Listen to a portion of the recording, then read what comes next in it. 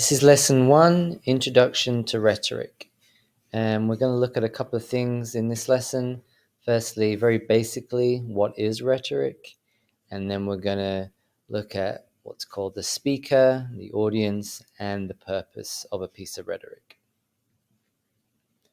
So what is rhetoric? Rhetoric, very simply, is just the art of what we call effective, persuasive speaking and writing. So basically that just means, how are people convincing other people to think something or to feel something, to believe or to do something? And rhetoric is everywhere in our lives. It's all around you on your screens, social media, YouTube videos, advertising. Everywhere are examples of rhetoric.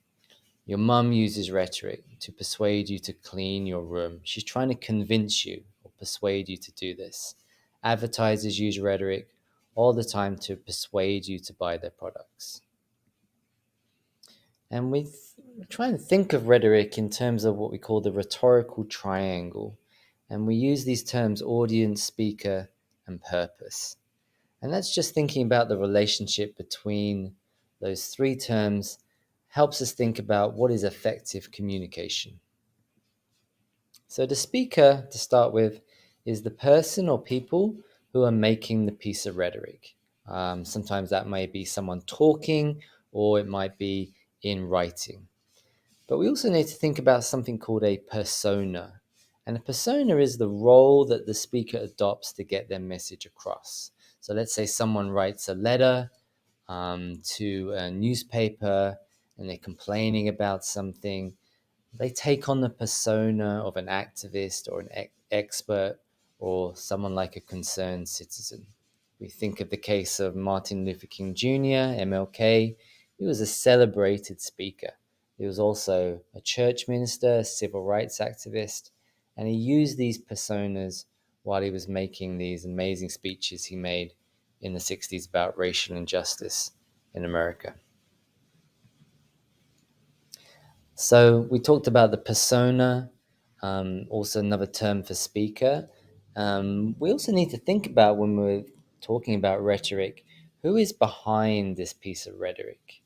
Who benefits from it? So if we look at this ad, Travis Scott eating French fries, you need to make it clear when you're analyzing this piece of rhetoric that the speaker is Travis Scott, but his persona is as a spokesperson for McDonald's. We have to keep both these things in mind when we're analyzing rhetoric. Let's look at audience. So audience is just the person or the people, if there's more than one person, or an organization that the piece of rhetoric is directed towards. And when you're thinking about the audience, you want to also think about who would benefit from this piece of rhetoric, or who's being specifically targeted. Sometimes everybody is the audience of a piece of rhetoric, but sometimes it's directed at specific people, and sometimes it's just one person. Let's finish with thinking about purpose. And purpose is the reason why a rhetorical appeal is being made. What does the speaker want the audience to think, feel, believe, or do? And in this way, the purpose of rhetoric can just be trying to change a person's mind, make them think in a certain way, but it can also be trying to persuade people to act, to fight for something, or to buy something. And when you're analyzing rhetoric, you want to be really specific about what is the purpose, not just what are they trying to persuade people to act, but what specifically are they trying to make people do. Let's look at a couple of examples. So we talked about Martin Luther King Jr. He made some amazing, famous speeches in the 1960s. And he had this famous, maybe his most famous speech called the I Have a Dream speech. And we can analyze this piece of rhetoric. The speaker is Martin Luther King Jr. The audience, so who is he trying to appeal towards? Who is he trying to persuade? And he's trying to persuade people fighting for equal rights. What's his purpose? What's the purpose of this speech? And this speech is trying to inspire people to fight for racial equality. So he's trying to change people's minds.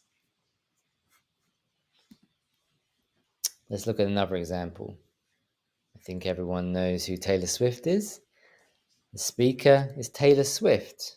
And as we said before, when we're thinking about who's behind the piece of rhetoric, we have to think of what is Taylor Swift's persona.